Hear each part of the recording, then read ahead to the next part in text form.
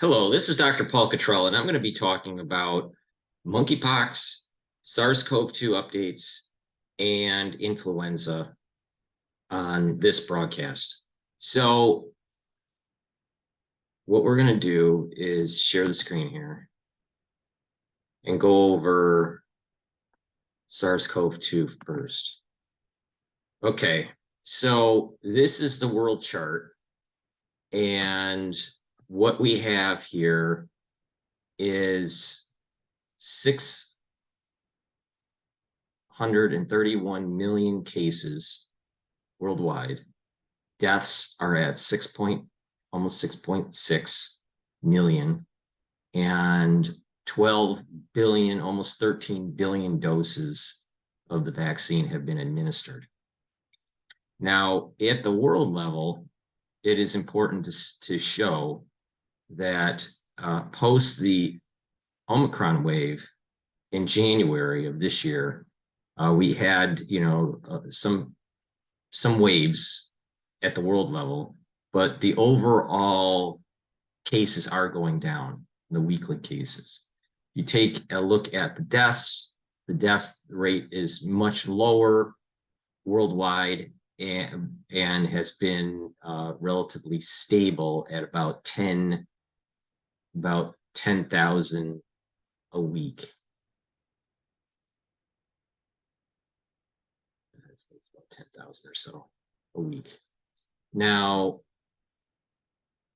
there's been a big blip up in terms of number of new vaccinations because of the rollout of the multivariant vaccine.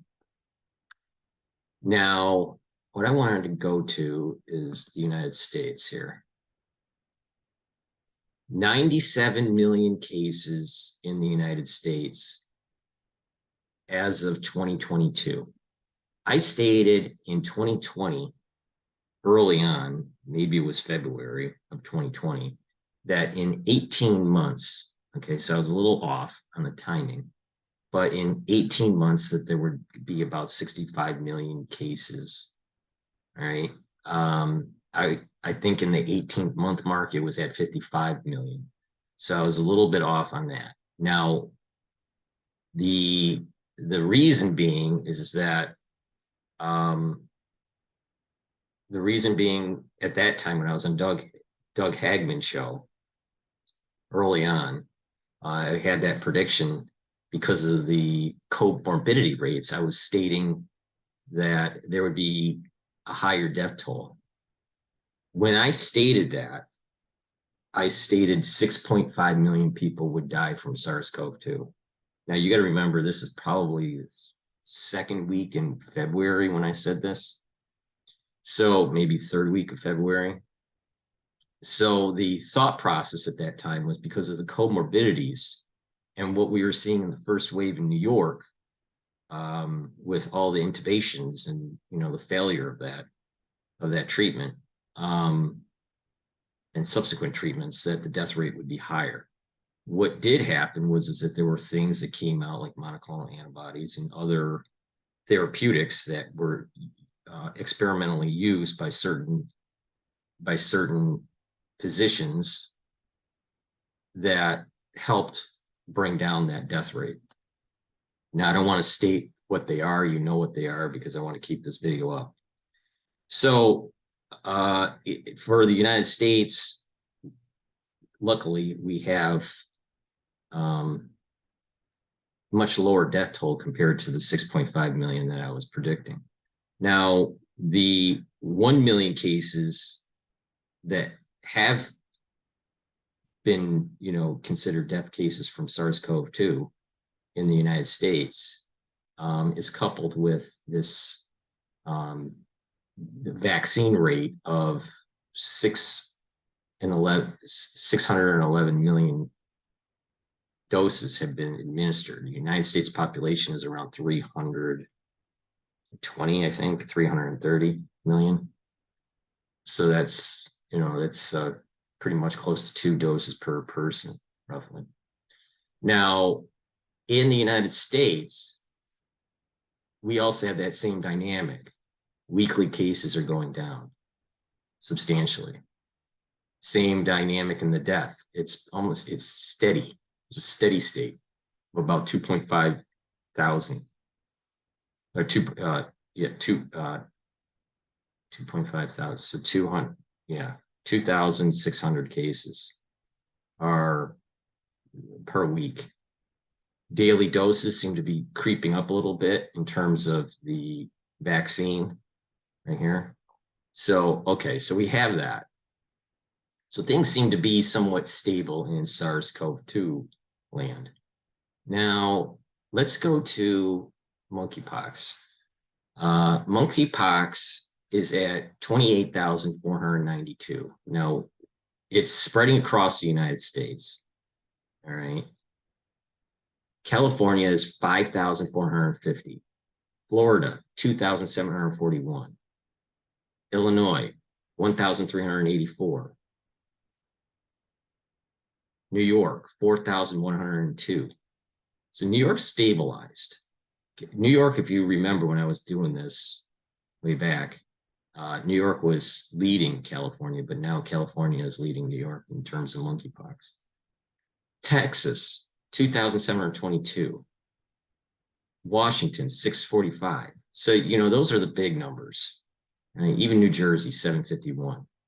But those are basically Georgia, 1,916. Arizona seems to be climbing at 538.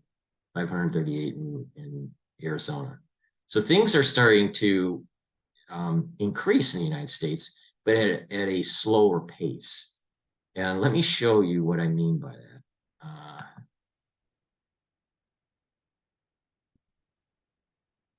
Let's see here. This right here is a cumulative chart at the world level.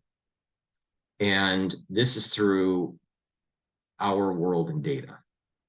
Now, this data is sometimes lagging by a few days compared to the CDC, for the United States at least. So this is November 2nd data, all right? I'm recording this on November 3rd. 77,935, so almost 78,000 cases that have been confirmed with monkeypox at the world level.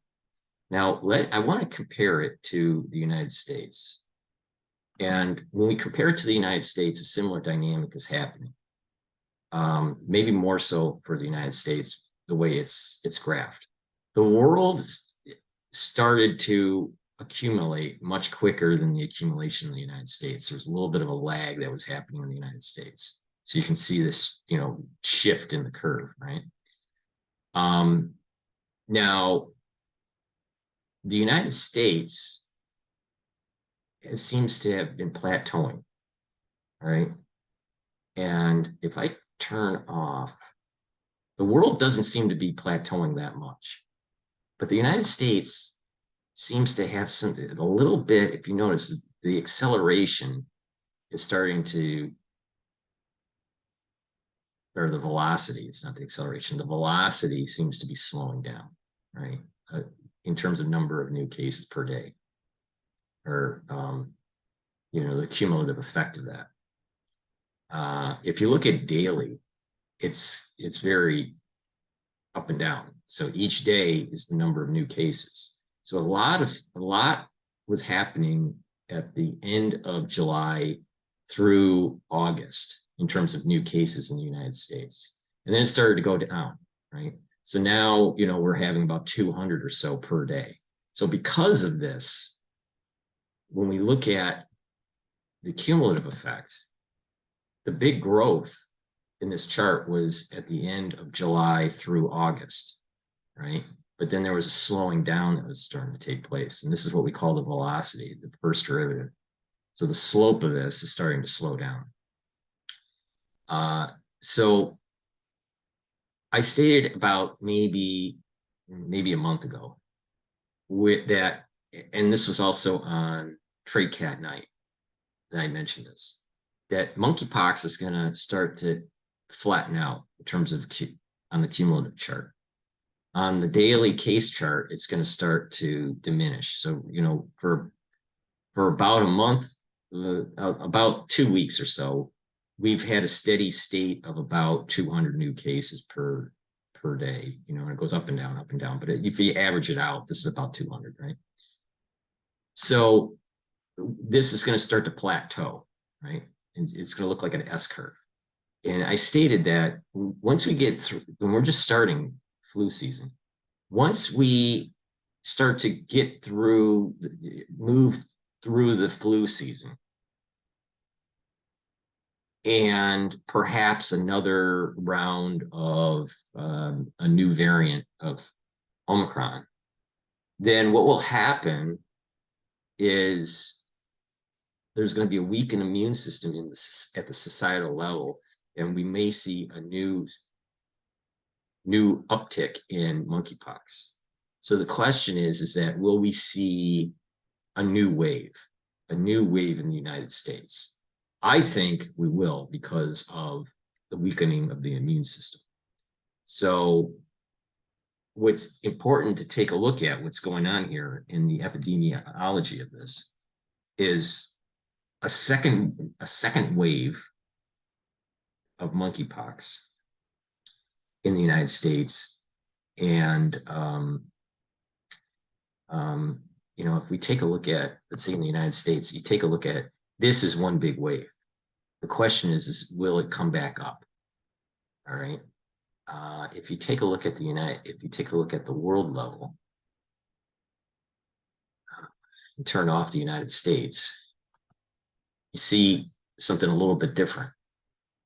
At the world level, there was a wave, and then it started to go down, and there was a resurgence. But if you average this out, it may be slowing down in terms of daily new cases. All right. So at the world level, we haven't seen that much of a declining cumulative effect like we are seeing in the United States. So I suspect that what's going to happen is that there's this we may actually see a new wave in this kind of data. All right. Now, if we take a look at the deaths, the cumulative deaths for both, you can see that the cumulative deaths due to monkeypox is climbing. At the world level, and it's not substantial. It's only 36. Well, in the United States, it's 6.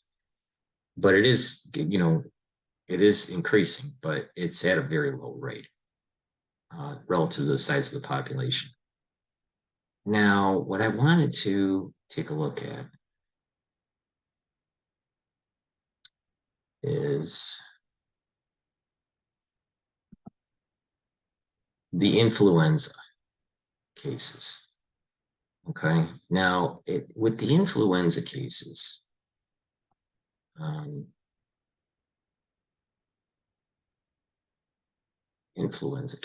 Now, in influenza cases, we have some charts, and there was a couple charts that I wanted to take a look at. And I haven't read through all of this. There's some good data in here, but I just, because of time constraints, I just haven't really focused. But there's 2 charts that I wanted to really focus on for this presentation. Okay, this is a chart. Oh, I did something I didn't want to do. How did I do that? There we go.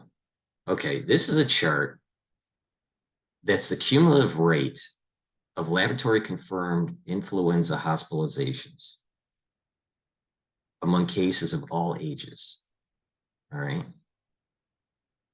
And there's different years here.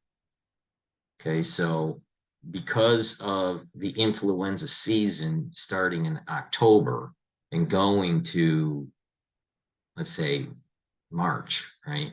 It's covering a part of one year and into another year. So that's why they say that, you know, 2015 to 2016 season.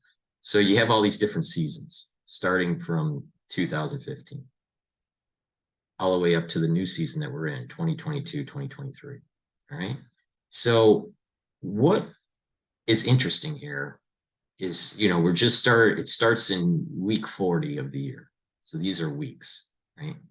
And it goes all the way into week 17 of the following year. And this is the number of hospitalizations per 100,000, okay, per 100,000 in the population. So if you notice, the 2022 and 2023 data is slightly up higher than, let's say, some of the other data. You can see that it's moving up a little higher, quicker than, let's say, some of these other points, right? The acceleration usually starts to take place maybe in week 48, 45, 46, right? But we're starting to see acceleration at week 42, right? What's also important to mention about the hospitalizations is that in week 17, all right, your cumulative effect of hospitalizations was worse in the 2017-2018 season. Okay. The least was the 2020 to 2021. All right. Now, that is, you know, pretty phenomenal, especially that we went into, that was the SARS-CoV-2 big wave hit the first year, right? And influenza hospitalizations were minimalized, which is interesting. Now the question is, why is that? And I have some theories on that I have mentioned on Mike Adams' show. Now, the worst one was 2017 to 2018. And the second worst from that perspective was 2019 to 20. So right before SARS-CoV-2 hit, we had a really bad flu season. And we had a flu season that was substantially, in terms of hospitalizations, you know, at 60 per 100,000 in your society. 2016 through 2019 season was pretty bad. And then SARS-CoV-2 hits. So there was 4 years, 1, 2, 3, 4 years before when SARS-CoV-2 hit, where you had a substantially higher flu season. And in terms of hospitalizations. And then right after SARS-CoV-2, it's been ticking up. Okay, you had, during COVID, it was relatively weak. And then the year right after, 2021 to 2022, the hospitalizations were far less than previous, but started to tick up. And here, the rate is going up higher. So if this maintains itself and continues to climb, right, and stays tracking with the 2017-2018 flu season, then we're going to start seeing at about 100 hospitalizations per 100,000 in the population. All right. But we really won't know that until about week 47 or 48, how this is tracking. This is kind of similar to tracking, let's say, I don't know, like a hurricane pathway, right? So these are the different paths that are known of the number of hospitalizations per 100,000 in the United States. And so that's kind of like, something to really pay attention about here. Okay, now the question is, what was going on during SARS-CoV-2? People didn't go to the hospital because some of the hospitals were inundated with SARS-CoV-2 patients. That's one issue. A lot of people stayed at home, so that it didn't spread that much, the influenza.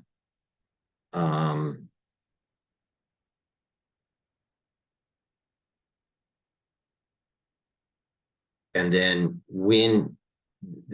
this is where certain viruses can be pushed out. There's a process, there's like an antiviral process within our innate immune system that when we get a viral infection, that we start to upregulate signals, IFN, alpha, beta, signals to other cells around the infected cell, and they go into an antiviral mode. So this is a way to suppress weaker variants of that kind of virus, or even other viruses that may be moving around in the environment. So there's an innate process that if you are infected with a stronger virus, that if the innate immune system isn't weakened, then it could suppress weaker viruses that are in the community through this antiviral innate pathway with our immune system. And I think that was what was going on in 2020 and 2021. So now the problem comes in is that when that innate immune system, and this is where the AIDS-like syndrome is an issue here, when the innate immune system is weakened, and your adaptive immune system is weakened, it can't fight infection as well as it normally would do. So there is this uptick in pathogens that take place because the immune system isn't working as well. So this is a subset, this kind of mechanism, this kind of dynamic is a subset of this theory that I have on AIDS-like syndrome. So in AIDS-like syndrome, if our innate immune system is compromised because of what has been going on with COVID and all the tangential things on how to treat COVID, weakens the immune system, then what we will start seeing is that our innate immune system will not be able to fight this season flu, this influenza. So with AIDS-like syndrome, we should start seeing a tracking that is at the higher level at week 47 or week 48. Now, it may start to drop down and it'll track, let's say, at the 2016 level. But this is worrisome here. Week 42 and week 42 is showing, that there's a potential. Now, if you look here, it went up and then it kind of slowed down and just kind of steady state, right? That happened to be 2021 to 2022. So there may have been enough that was going on that was a working innate immune system at the population level, because people had SARS-CoV-2 and the innate immune system wasn't downregulated yet, all right, because of some of the treatments. And so the interferon alpha beta pathway to go to antiviral, that antiviral signal to shut down the elongation factor, that was working during the 2020 and the 2021 season.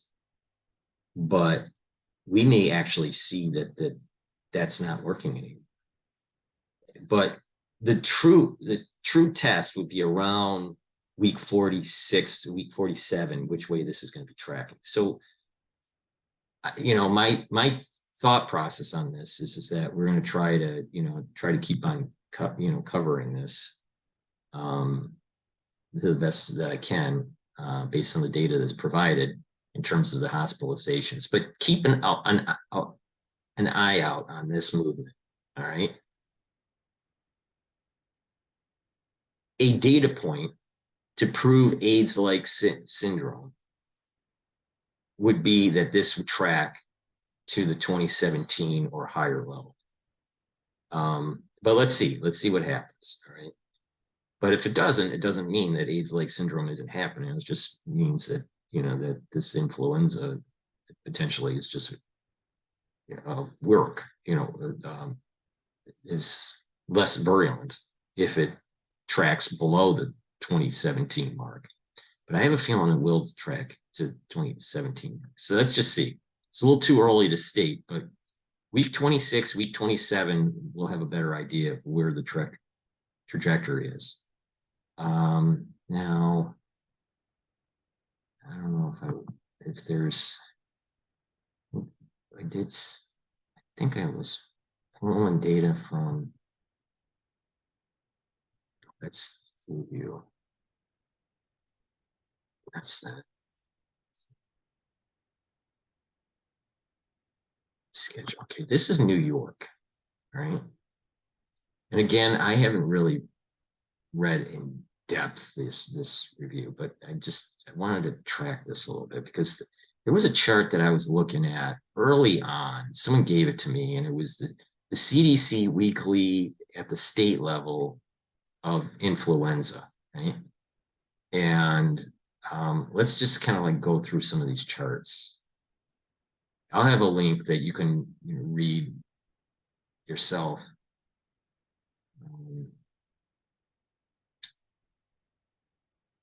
And I may miss an important chart and realize that I should cover it in a subsequent video. But I'm trying to.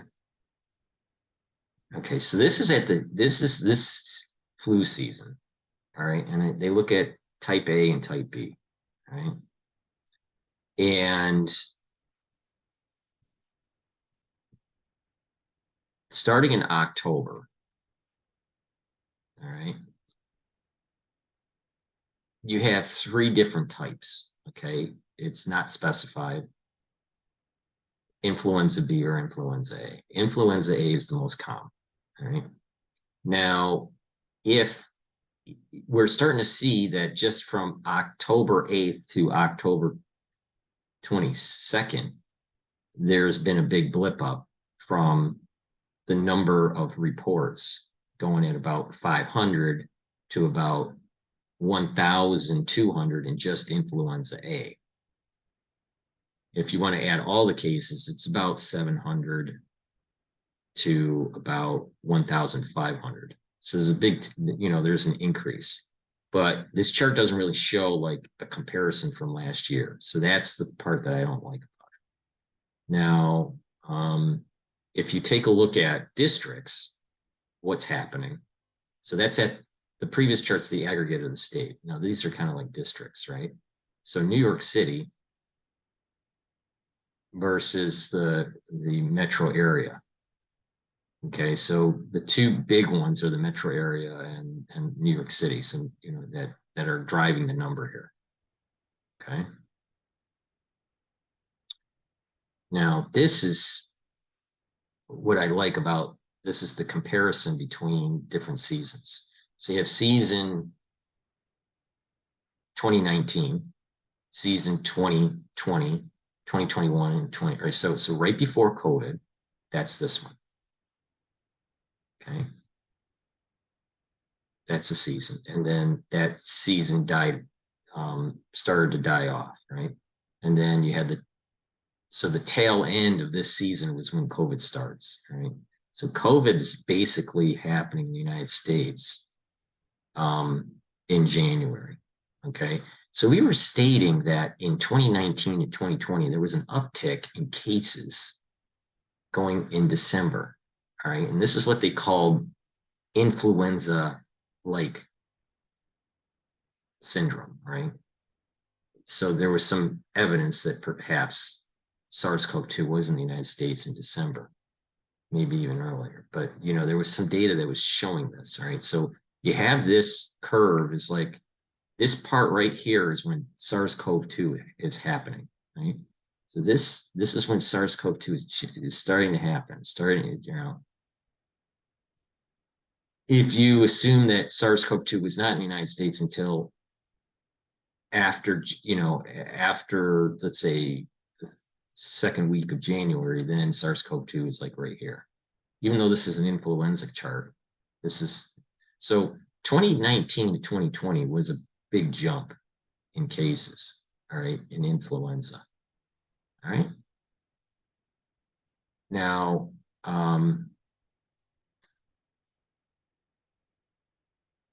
and this is the total number. The total number was 1,000. I think this is the cumulative. It's 1,500, 1,570. I'm sorry, not 1,000. 157,989. 157,989. So you had a big dynamic that was going on in 2019 and 2020. Now, the 2020 to 2021, so this is like the full year, first full year of COVID, it was very low, right? And I said why. You know, this is the viral innate antiviral innate immune system kicking in, pushing out other viruses. Now, in 2021 and 2022, we started seeing kind of like this dynamic of influenza.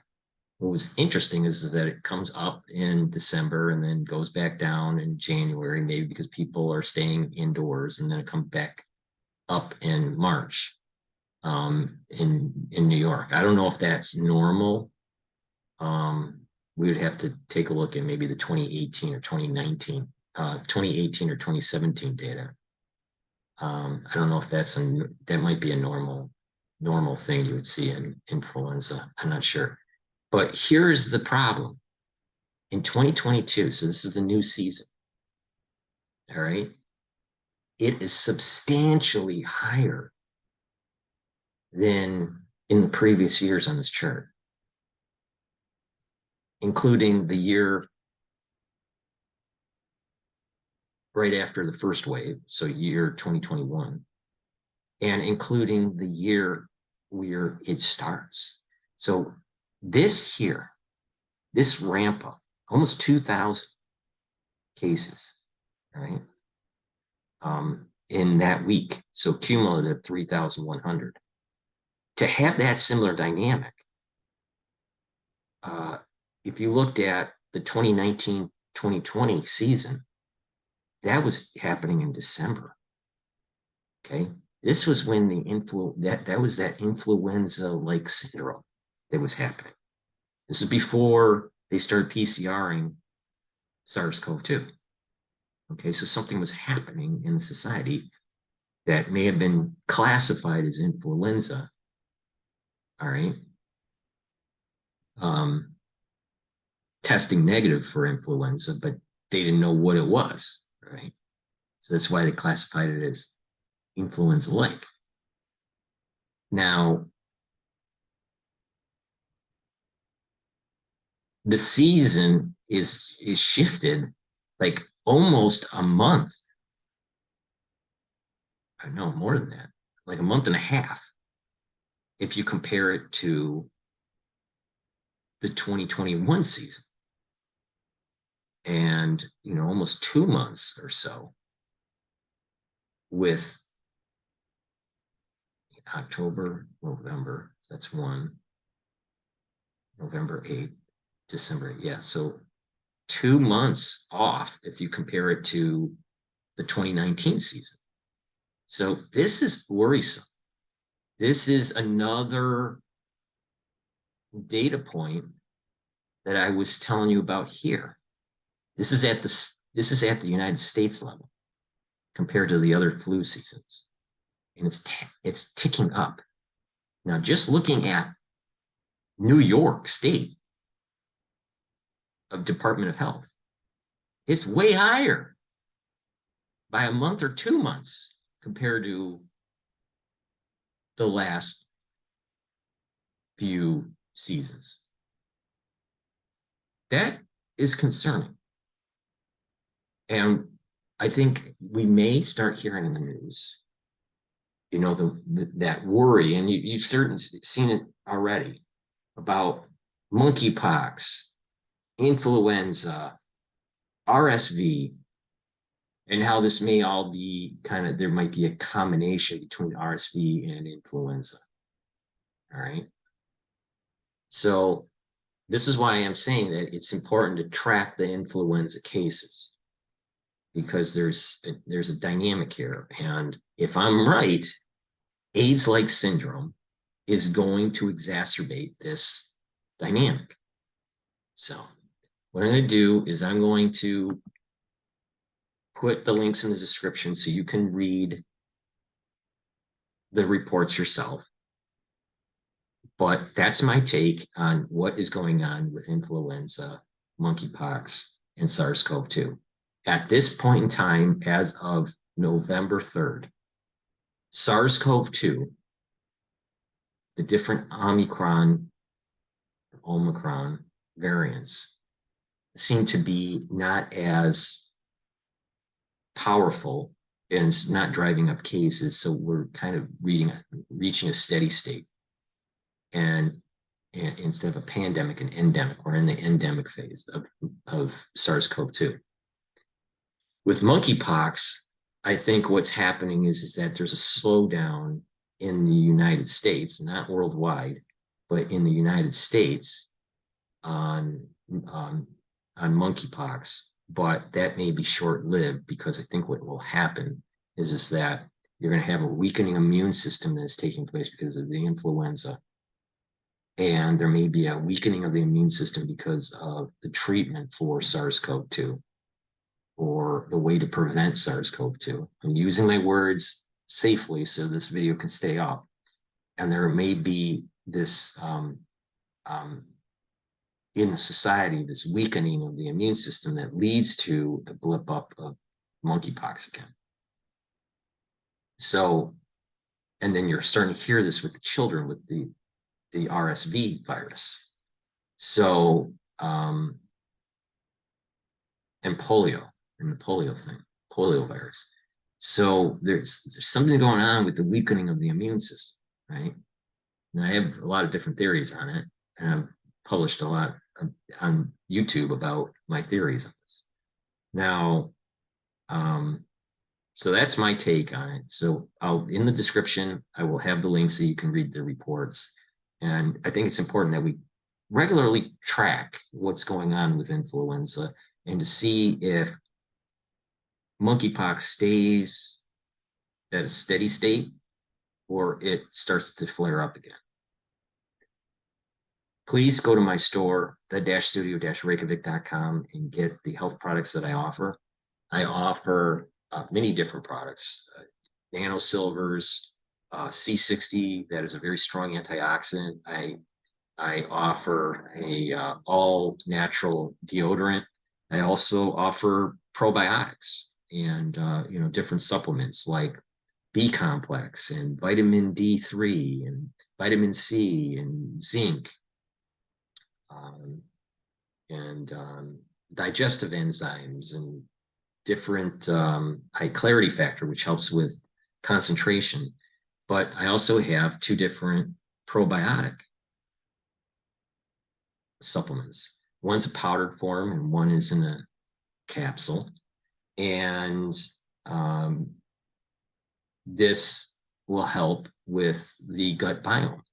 If you have proper gut biome, proper population of different types of bacteria in your gut will give you a proper health.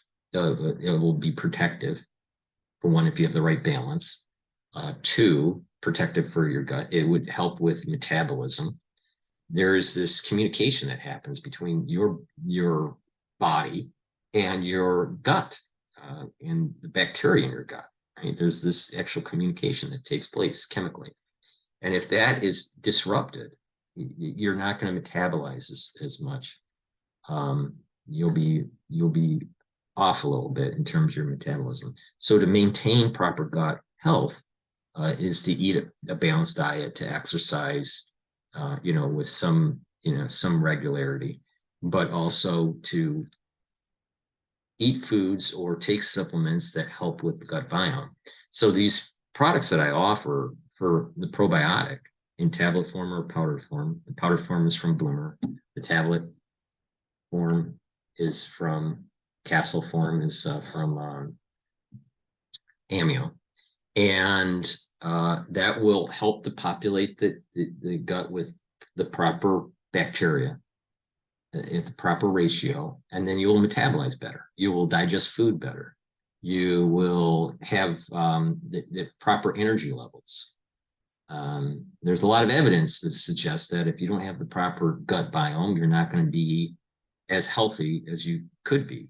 So I highly recommend taking probiotics on a regular basis to maintain the gut biome. But you have to also eat properly and exercise. You can't just take just probiotics and think that, you know, your health is going to be magically better. It's a lifestyle. It's supplementation, proper diet, proper exercise. So if you go to my store and take a look at all the different products that I offer, you'll bring down inflammation. You will bring down the stress that at the cellular level by reducing the reactive oxygen species. This is the strong antioxidants that I offer. And you can neutralize pathogens through the nanocellulars. So that's a great way to get your health up to speed while we go through this crisis. This crisis of SARS-CoV-2 is not just SARS-CoV-2, but there are these other things that are popping up. Monkeypox, RSV, influenza, all right, you know, hemorrhagic fevers, Ebola, you know, there's for ones that have lived, you know, a few decades or more, there's never been a time in human history that we've seen so many things like this happening, popping up, right? And it's not just because we're covering it more, and so there's more content out there to talk about the subject matter, but the actual numbers are higher compared to previous years. So with that said, you have to take control of your own health. So a great way to do that is to go to my store, the-studio-reykjavik.com, and purchase the products that I offer. Please use the discount. It's in all caps, discount, and then the number 5. All caps, discount, the number 5. And you will get a $5 off on any order. That way it'll help with bringing down the shipping level for you. So thank you for your support. Please subscribe to all my channels, YouTube, Brighteon, Bitchute, and Rumble. Please be a subscriber on Patreon. That will help support my work. I'm going to have some content that is going to be exclusive on Patreon going over the market and what has happened. So please subscribe to Patreon and you will start to see some exclusive content on that channel. That's the Patreon channel. That is about the market and how, you know, you may need to navigate your finances as the Federal Reserve increases the rate, as unemployment starts to go up, as borrowing costs start to go up. Thank you for listening. Thank you for supporting my work. And again, please go to the Patreon account, subscribe, and you'll start to see some important content that's going to help you with your finances. Thank you for listening and have a nice day.